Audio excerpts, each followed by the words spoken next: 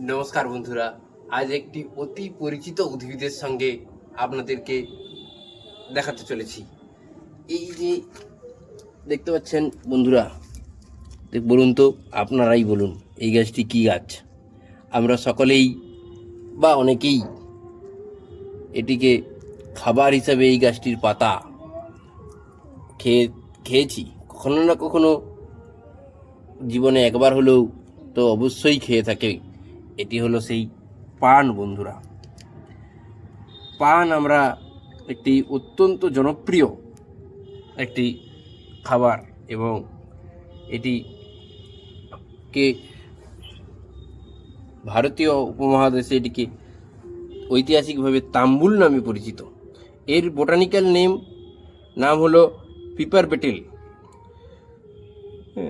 নিঃশ্বাসকে সুরভিত করে, ঠোঁট ও জিহ্বাকে লাল করার জন্য মানুষ পান খায়। মুখের দুর্গন্ধ দূর হয় পান খেলে। দক্ষিণ এশিয়া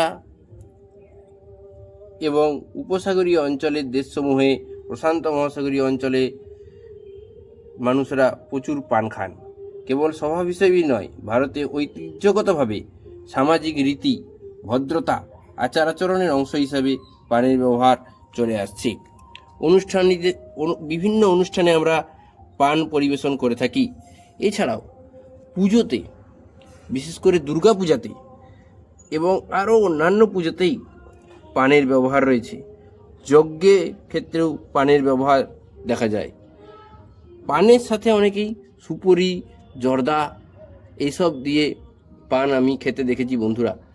তবে সেই সব দ্রব্য ব্যবহার করে যদি আপনি পান সেবন করেন, তা স্বাস্থ্যের পক্ষে হানিকারক। সুপারি ক্যান্সারের কারণ হতে পারে, বা জর্দা আপনার শরীরে ক্যান্সার সৃষ্টি করতে পারে।